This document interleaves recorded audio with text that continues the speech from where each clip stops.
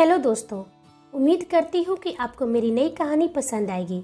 यदि मेरी कहानी पसंद आती है तो प्लीज़ वीडियो को लाइक करें, शेयर करें और कमेंट करें। और चैनल पर नए हैं तो चैनल को सब्सक्राइब करना ना भूलें। चलिए हम अपनी कहानी की तरफ बढ़ते हैं। जैसे ही रूपा ने सुना कि उसकी स्कूल की पढ़ाई पूरी होते ही उसके पिता उसे खुद से दूर उसके मामा के पास भेज रहे हैं तो वह मचल पड़ी। मैं नहीं जाने वाली हूँ। मैं साफ साफ पापा से कह दूंगी कि मुझे यहीं उनके पास ही रहना है। बस खुद से मुझे दूर करने का बहाना ढूंढते हैं। आजकल कुछ बोलती नहीं हूँ तो उसका यह मतलब तो नहीं कि जिसकी जो मर्जी हो वही करता चले। वह संकल्प ले रही थी और पापा के आने का राह भी देख रही थी। शाम को जैसे ही उसके पापा आए वो सारा साहस बटोर कर उनके कमरे की तरफ चली। जैसे ही कमरे में घुसी उसके पापा बोल पड़े, देखा रूपा बेटा, अब तुम्हारी 10वीं के एग्ज़ाम खत्म हो गए हैं। यहाँ की आगे की पढ़ाई के लिए कॉलेज काफ़ी दूर है, इसलिए मैंने सोच लिया है कि तुम अपने मामा जी के पास जाकर रहोगी और जो भी पढ़ाई करनी है अब वहीं से करना। क्यों बेटा, ठीक है ना? रूपा को लगा कि उसकी सारी हिम्मत, सारा हौसला बहा जा रहा है। उसके मुंह से इतना ही निकला, जी ठीक है। और वो लौटकर अपने कमरे में जाकर खूब रोई, अपने को खूब कोसा। क्यों नहीं मैंने साफ साफ कह दिया? क्यों मान गई पापा की बात? पर उसके मन की बात मन में घुट कर ही रह गई। आज से 4 साल पहले रूपा बड़ी जिद्दी और हठेली लड़की थी, लेकिन अचानक एक बीमारी हो जाने के कारण उसके सर से माँ का साया सदा के लिए उठ गया था। साल भर गुजरा भी नहीं था कि उसके पापा ने उसके लिए नई माँ लेकर आ गए, पर उसका मुरझाया मन फिर कभी हरा नहीं हो सका। उसकी नई माँ उसे बड़ी कंट्रोल में रखती थी। उसके पापा के जाने के बाद घर का सारा काम रूपा ही करती थी। जैसे तैसे तो वो 10वीं की परीक्षा पास कर पाई थी। अपनी सौतेली माँ की अत्याचार से वो इतनी डर गई, इतनी सहम गई कि उसकी सारी उल्लास, सारी चंचलता, सारे हौसले मर गए।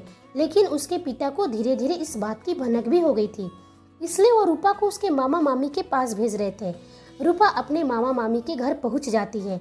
उसके मामा मामी बहुत ही अच्छे स्वभाव के थे। उनकी कोई संतान नहीं थी। मामा मामी उसे इतना प्यार दिए कि रूपा अपना गम ही भूल चुकी थी। मामा मामी के अलावा उस घर में तीसरा सदस्य था मोहित। बचपन से ही मामा मामी ने उसे पाला था और आज तो वो एक प्रकार से उनका बेटा ही बन गया था। शुरू में रूपा को मोहित के सामने बड़ी झिझक लगती थी। लड़कों से बात करने की उसे आदत जो नहीं थी, पर घर में सब कुछ अच्छा था। सबका व्यवहार भी रूपा के प्रति बहुत ही नरम था और खुला खुला भी था, इसलिए अधिक दिनों तक संकोच और झिझक ना कर सकी और वो मोहित के साथ खुलकर बातें भी करने लगी। आज रूपा कॉलेज में फॉर्म भरने जाने वाली थी। सुबह से ही मोहित उसे समझा रहा था कि कौन से सब्जेक्ट लेना उसके लिए ठीक रहेगा, पर रूपा है कि मानती ही नहीं। मोहित उस पर झला पड़ा, समझती तो कुछ है नहीं, किसी से सुन लिया और अपनी लगाई जा रही है। रूपा भी उस पर झला आई, जाओ, नहीं समझती तो नहीं सही, पर तुम्हारे बताए हुए सब्जेक्ट तो नहीं लूंगी। कोई तुम्हारी गुलाम नहीं हूँ जो हर बात तुम्हारी मानूंगी। और जाते जाते एक बार फिर कह गई, तुम जो कहोगे नहीं करूंगी, नहीं करूंगी और कभी भी नहीं करूंगी। पर जब रूपा ने फॉर्म भरा तो सब वही सब्जेक्ट भरा जो मोहित ने उसे बताए थे। मोहित को जब यह बात मालूम पड़ा तो उसने कहा, क्यों रे रूपा, तू अपनी बात पर टिकती क्यों नहीं है? विरोध तो बड़े जोर शोर से करके गई थी। दुनिया भर की अकड़ दिखाएगी, पर करेगी वही जो दूसरे चाहते हैं। क्या करूं? फिर तुम ही कहते कि मैं बहुत जिद्दी लड़की हूँ। मोहित को रूपा की कमजोरी अच्छी भी लगती थी और बुरी भी लगती थी। आज कॉलेज खुलने वाला था। रूपा सवेरे से ही कॉलेज जाने की तैयारी कर रही थी। आज रूपा दिखने में बहुत सुंदर भी लग रही थी। मोहित उसे देखते ही हंस पड़ता है, हाय हाय, देखो यह गांव की छोरी और विलायती चाल। अच्छा जाओ, मैं तो हूँ ही गांव की, तुम हो बड़े विदेशी, तो मत आना मेरे पास। मोहित उसे पकड़ के भीतर ले गया और चाची से बोला, चाची नखरा तो देखो जरा अपनी रूपा बिटिया का। रूपा उससे दूर होते हुए बोली, देखो मेरे से दूर रहा करो, इतने बड़े हो गए हो लेकिन तुम्हारी बचपना तो नहीं गई। ओह नखरे तो देखो महारानी की, मेरी बचपना की बात करती। आप खुद जो बच्चों की तरह नखरे दिखाती हैं उसका क्या? मोहित ने बोला। रूपा की मामी ने कहा, अब बस भी करो, जब देखो तुम दोनों एक दूसरे से लड़ते और झगड़ते हो और एक दूसरे के बिना रह भी नहीं सकते हो। एक दिन मोहित ने फिल्म के 2 टिकट लेकर आया और उसने रूपा से कहा, देखो रूपा, जल्दी से रेडी हो जाओ, आज हम सिनेमा देखने जा रहे हैं। बहुत ही अच्छी फिल्म लगी है। मुझे नहीं जाना है फिल्म देखने। बिना बुक पर से आंख उठाए रूपा ने उत्तर दिया, लेकिन क्यों? जरूरी है तुम्हारी हर क्यों और क्या का जवाब दूं? बस कह दिया ना नहीं जाना है मुझे। ठीक है, नहीं जाना है तो मत जाओ, यहाँ रोब किस पर जता रही हो? मोहित ऊपर चला गया। थोड़ी देर में ही वो तैयार होकर नीचे उतरा और जैसे दरवाजे के पास पहुंचा तो देखा रूपा तैयार खड़ी है। वो कुछ नहीं बोली, दोनों चुपचाप चलने लगे। आधे रास्ते पार करने के बाद मोहित पूछ बैठा, इतना मिजाज क्यों गर्म हो रहा था तुम्हारा? पर जैसे ही उसने रूपा की ओर देखा, उसकी छलछलाई आंखें देखकर वो सहम गया और वो चुप हो गया।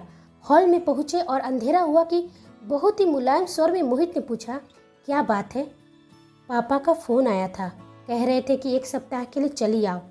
तुम ही बताओ अभी जाकर मैं क्या करूंगी? तभी वहां पर सिनेमा शुरू हो गया। उस समय तो मोहित ने बड़ी लापरवाही से कह दिया, चिंता मत करो, सब ठीक हो जाएगा।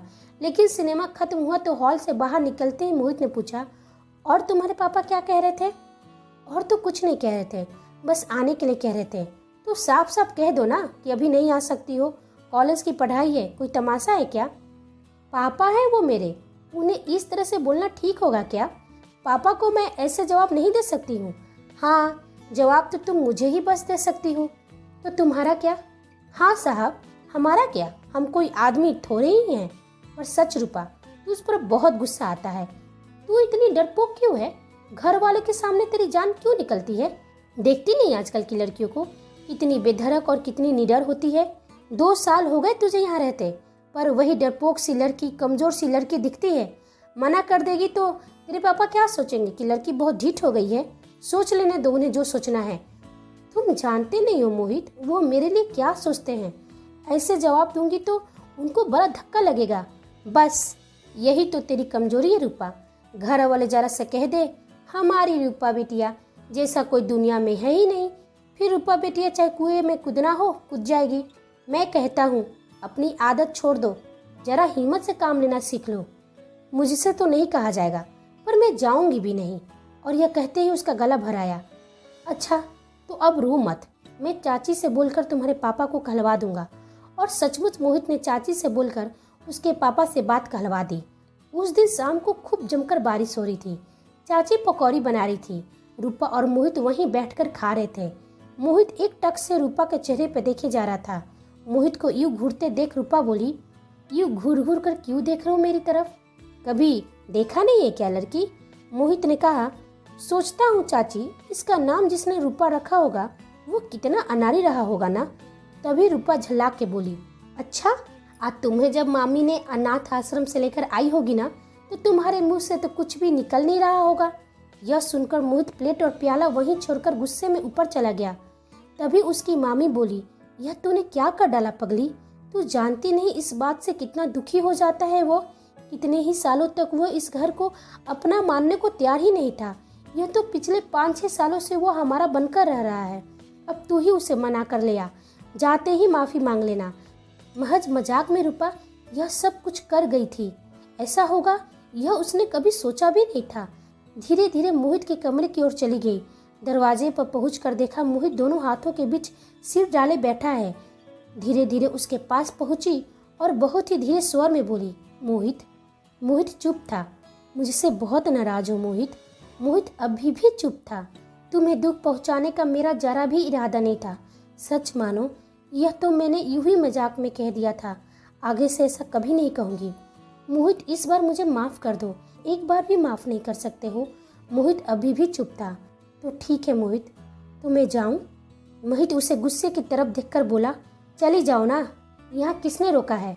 तू बहुत माँ बाप वाली हुई है ना, क्यों माफ़ी मांगने आई है इस अनाथ लड़के से? और एक जोर से चाटा रूपा के गाल पर लगा दिया। 2-3 पल तक कमरे में सन्नाटा छा गया था। मोहित को यह करके अपने आप पर गुस्सा भी आ रहा था और उसने कहा, बहुत चोट आ गई रूपा, तू इस समय क्यों आई तू इस समय यहाँ? और उसकी अपनी आंखें भी डबडबा गई। रूपा की आंखों से आंसू बहते रहे और मोहित उसका आंसू पोंछता रहा। दोनों एक दूसरे से कुछ पल के लिए बिल्कुल भी बात नहीं किए। 3 वर्ष बीत गए। इन 3 वर्षों में दोनों एक दूसरे के कितने करीब आ गए थे, इस बात का एहसास उन्हें उस दिन हुआ जब मोहित का विदेश जाने की बात पक्की हो गई। बड़े जोश के साथ सारा घर तैयारी में जुट गया। रूपा तो सारा काम इस प्रकार से करी थी मानो वो भी मोहित के साथ ही जा रही हो। सारी तैयारियां हो गई थी, जाने में केवल 3 दिन रह गए थे। तो शाम को मोहित रूपा के पास पहुंचा। आज उसका मन बड़ा उदास हो रहा था। रूपा, बोलो। आज मन बड़ा भारी भारी हो रहा है। सोचता हूँ 3 दिन बाद मैं यहाँ से चला जाऊँगा और यहाँ का सब कुछ पीछे छूट जाएगा। कुछ रुककर फिर से बोला, इन 3 सालों में मैं तेरे साथ रहते रहते जिस चीज़ को कभी महसूस नहीं कर पाया, आज इस विदाई के समय जुदाई का गम मुझे सता रहा है। पता नहीं तू भी ऐसा महसूस करती है या नहीं, पर सच रूपा, मेरा तो रोम रोम आज तेरी जुदाई की कल्पना से ही दुखी हो रहा है। मुझे तुमने क्या पत्थर का समझ रखा है मोहित? जानते नहीं किस तरह मैं अपने को पत्थर बनाकर बैठी हूँ। नहीं तो तुम डांटने लगोगे कि कैसी कमजोर लड़की हूँ। तुम यूँ कमजोरी दिखाओगे तो मैं क्या करूँगी मोहित? और उसकी आंखें छलछला आई। मोहित कुछ देर उसकी तरफ देखते ही रहा और फिर बोला, देखो, मैं तुझे अपनी रूपा सौंप कर जा रहा हूँ, इस विश्वास के साथ कि लौटूंगा तो मुझे इसी हालत में लौटा देना। ऐसा ना हो कि मैं लौटूं और देखूं कि तूने रूपा को किसी और के घर का श्रृंगार बना दिया है। तू बड़ी कमज़ोर है, इससे मन डरता है। बोल रूपा, मेरी धरोहर को रख सकोगी ना? सब बातें क्या मुँह से कहनी होती है रोहित? इतना विश्वास रखो। जान रहते तो तुम्हारी है रूपा, नहीं तो किसी को अपने आप को हाथ नहीं लगाने दूंगी। जानता हूँ रूपा कि तू मेरी है। दुनिया की कोई ताकत तुझे मुझसे छीन नहीं सकती, पर फिर भी कह देता हूँ, यदि कुछ भी ऐसा वैसा हो गया तो दुनिया के किसी भी कोने से तुझे भगा लाऊंगा। उस दिन मुझे कोई नहीं रोक सकेगा। ऐसी नौबत आएगी ही नहीं। 3 दिन बाद मोहित चला गया। रूपा खूब रोई। कुछ दिन तक घर में सन्नाटा छाया रहा।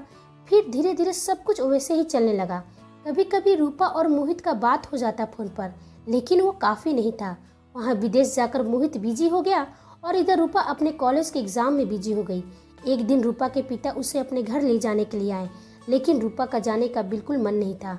फिर भी वो अपने पिता को कब तक मना कर पाती। दुखी मन से ही सही वो साथ में चली गई। वहाँ जाकर उसे जो पता चला वह जानकर हैरान हो गई। उसके पिता ने उसकी शादी तय कर दिए थे। यह सुनकर वह आग बबूला हो गई। पापा मेरे साथ ऐसा कैसे कर सकते हैं, बिना मुझसे पूछे? मुझे बताना भी जरूरी नहीं समझा। बस बहुत हुआ, इस बार मैं चुप नहीं बैठने वाली हूँ। आज उनसे बात करूँगी, नहीं माने तो मामी के घर दोबारा चली जाऊँगी। इसी गुस्से के साथ वो अपने पिता के पास गई बात करने के लिए। तभी उसके पिता उसे देखे और उससे कहते हैं, रूपा बेटा आओ मेरे पास बैठो। रूपा जाकर पास बैठ गई।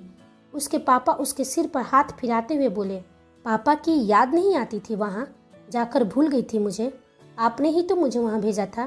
क्या करता बेटा, यहाँ पर तेरी पढ़ाई हो ही नहीं पा रही थी और अंदर ही अंदर तू घुट घुट के जी रही थी। और वैसे तुझे देखकर मैं दुखी हो रहा था। रूपा उन्हें आश्चर्य से देखती है। ऐसे मुझे क्यों देख रही है बेटा? मैं तेरा बाप हूँ। अपनी बेटी को इतना भी नहीं समझ सकता था? जिंदगी में एक बड़ी गलती मैं कर चुका था, तेरे लिए दूसरी माँ लाकर। लेकिन इस बार मैं तुझे ऐसे घर में शादी कर रहा हूँ जहाँ मेरी बेटी राज करेगी। तू बता, मेरे इस फैसले से मेरी बेटी खुश है ना? रूपा की आंखें भर आई थी। वो अपने पिता को मना करके उनके फैसले को गलत साबित नहीं करना चाहती थी। उसने कहा, हाँ पापा, मैं बहुत खुश हूँ। आप जो भी कहेंगे और जो भी फैसला करेंगे वो सही होगा। रूपा मन में सोचती है, सॉरी मोहित, मैं तुम्हारी रूपा को संभाल नहीं पाई। आज फिर एक बेटी अपने पिता के सामने कमज़ोर पड़ गई। मैं जानती हूँ कि मैं तुम्हारी गुनहगार हूँ। जो सज़ा देना होगा दे लेना, मुझे सब मंजूर होगा। मेरे प्यार को बेईमान मत समझना।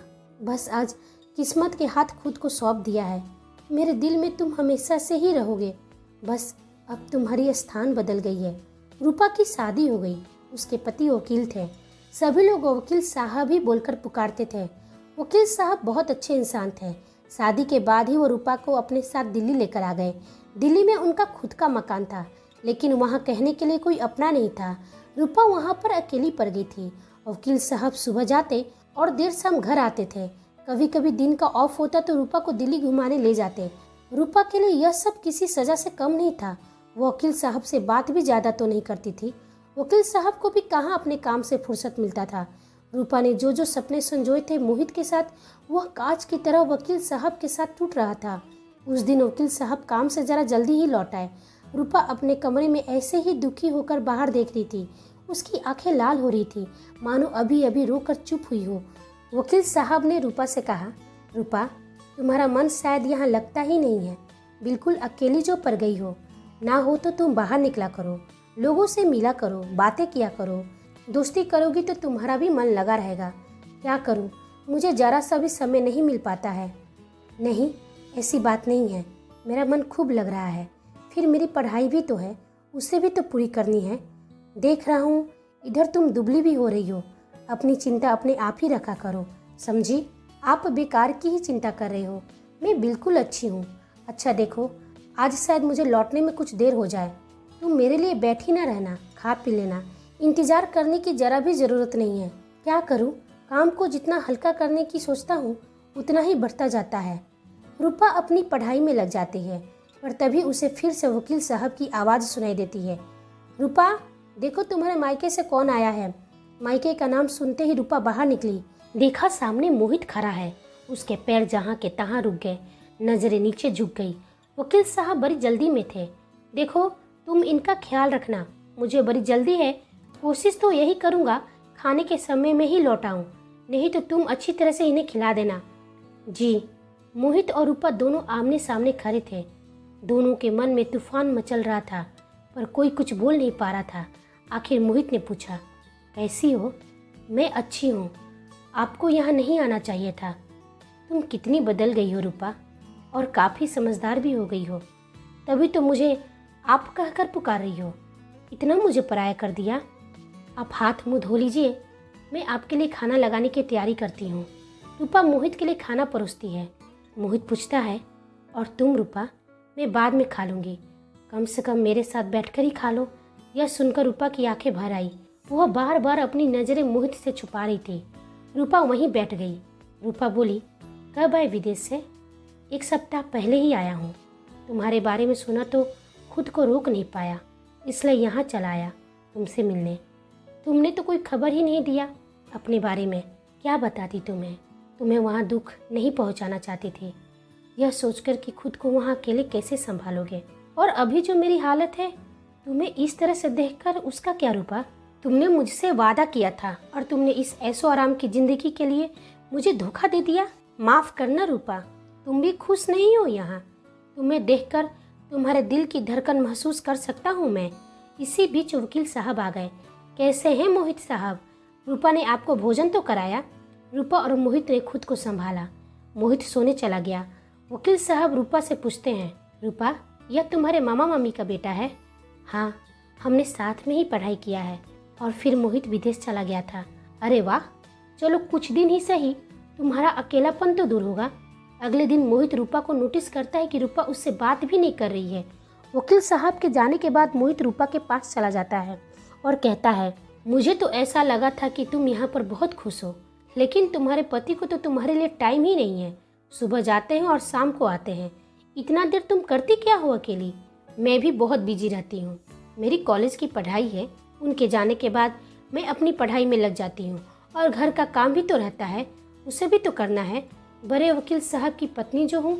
एक बार रूपा ने मोहित को देखा। उन बुझी बुझी आंखों की दृष्टि में जाने ऐसा क्या था कि मोहित का कलेजा चिर गया।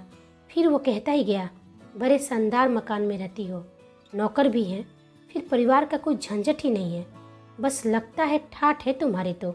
दुनिया में एक तुम ही तो रह गए हो मुझे ताने सुनाने का। जी भर के सुना लो, यदि इसी से तुम्हें तसल्ली मिलती है तो वो सब सह लेंगे। तभी मोहित उससे कहता है, तुम्हें चोट पहुंचाकर मुझे खुशी कैसे मिलेगी रूपा? ऐसी बात तुम्हारे मन में आई क्यों? तुम्हें सुख दे सकूं, इसी के लिए तो विदेश गया था। सोचा था वहाँ पर अच्छी सी पढ़ाई करके अच्छी नौकरी पालूंगा और फिर तुम्हें रानी बना कर रखूँगा। तुम्हारी हर छोटी छोटी इच्छा को पूरी करूँगा। लेकिन यहाँ आने के बाद मैं नहीं जानता था कि मुझे यह सब देखना पड़ेगा। बस करो मोहित, क्यों मेरा खून जला रहे हो? यह सब बातें तो अब सपना ही हो गया है। अब तो मुझे तुम दंड दो। तुम्हारे साथ जो धोखा किया है उसकी सज़ा तुम्हारे हाथों से पाना चाहती हूँ। मोहित खामोश बैठा रहा और रूपा वहीं पर सिसकती रही। रूपा, तुम सुखी होती तो मैं अपने कलेजे पर पत्थर भी रख लेता, पर तुम्हारी हालत देखकर तो मेरा मन और भी दुखी हो रहा है। इस तरह कैसे तुम अपनी ज़िंदगी बिताओगी? बोलो तो ज़रा। मेरी किस्मत में तो रोना ही लिखा है।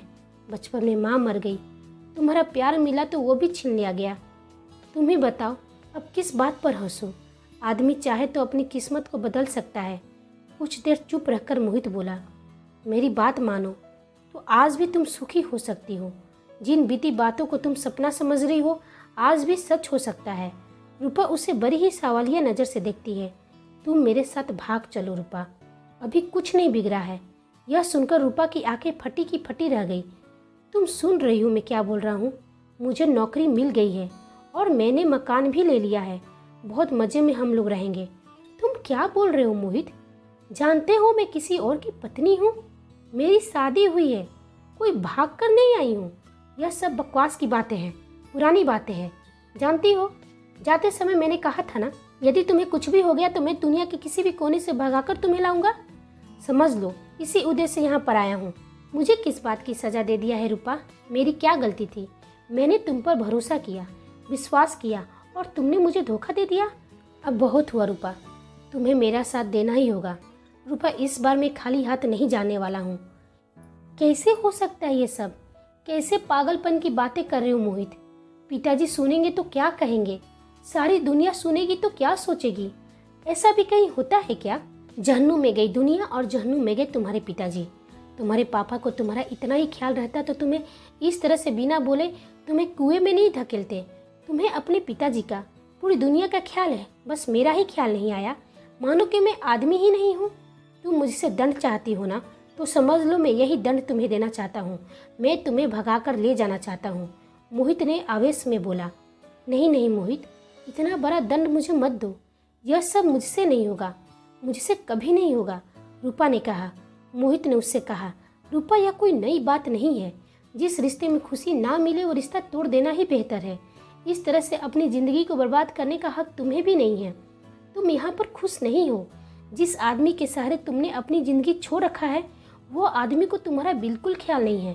वो बस अपने काम में व्यस्त रहता है। उसने जरा भी तुम्हारे बारे में नहीं सोचा कि तुम यहाँ अकेली कैसे रहती हो। तुम चुप क्यों हो, बोलती क्यों नहीं हो? देखो रूपा, जिंदगी बार बार मौका नहीं देती है। हमें एक बार फिर जिंदगी मौका दे रही है अपने सपने संवारने का। पीछे मत हटो, कमज़ोर मत पड़ो। इस बार मेरी रूपा को बहादुर बनना पड़ेगा, हौसला दिखाना पड़ेगा। इस तरह की बातें सुनकर रूपा के मन में फिर से अब सुनहरे सपने जगने लगे थे। उसने कहा, लेकिन मोहित यह सब होगा कैसे? मेरे पास एक प्लान है रूपा। मैं बाहर जाकर सब चीज़ की व्यवस्था करता हूँ और तुम्हें फ़ोन करके बताता हूँ। तुम बस अपना सामान पैक करके रखना निकलने के लिए। इस बार कमज़ोर नहीं पड़ना। डरोगी तो नहीं? डरूंगी क्यों, सच कहती हूँ मोहित। तुम सामने रहते हो तो ना जाने कहाँ से हिम्मत आ जाती है। तुम विदेश ना गए होते तो इतनी बड़ी ट्रेजेडी होती ही नहीं। तुम्हारे साथ तो मैं दुनिया की बड़ी सी बड़ी ताकत से भी लड़ सकती हूँ। जाने तुम्हारी सूरत में ऐसी कौन सी शक्ति है। अच्छा, बड़ी बड़ी बातें ना बना। तू कुछ भी कर रूपा, मेरा मन जाने क्यों तुझे लेकर कभी आश्वस्त हो ही नहीं पाता है। तू बड़ी कमज़ोर है। नहीं मोहित, तुमसे दूर रहकर ही मैं कमज़ोर पड़ जाती हूँ। एक बार कमज़ोरी का फल भुगत चुकी हूँ, उससे जन्म भर के लिए सबक मिल गया है। और सच पूछो तो जिस बात को पहले मैं खुद ही नहीं जानती थी अब जान पाई हूँ। कहने को मैं चाहे तुम्हें कितना भी कह दिया हो कि तुम्हारे दंड देने के इंतजार में बैठी रहूँगी, पर सच पूछो मोहित तो मेरे मन में एक आशा थी कि तुम्हारे आते ही जैसे मेरे सारे दुख दूर हो जाएंगे। तुम मुझे इन झूठे बंधनों से मुक्ति दिला दोगे। सोचती हूँ कहीं तुम आकर यूं ही चले जाते तो शायद मेरे जीवन की सबसे बड़ी निराशा होती, सबसे बड़ा आघात होता। तो अब डरोगी तो नहीं? मैं अब निश्चिंत हो जाऊं? अरे मोहित के रहते हुए रूपा किसी से डरेगी क्या? दूसरे दिन मोहित वकील साहब से विदा लेकर बाहर चला गया और वो रूपा को भगाने का सारा प्लान कर लिया। रूपा भी अपना सामान पैक करने में लग गई। रात के 12 बजे यहाँ से भागने का प्लान बन गया था, लेकिन बार बार अपने पिता और वकील साहब के बारे में सोचकर उसका मन दुखी भी हो जाता।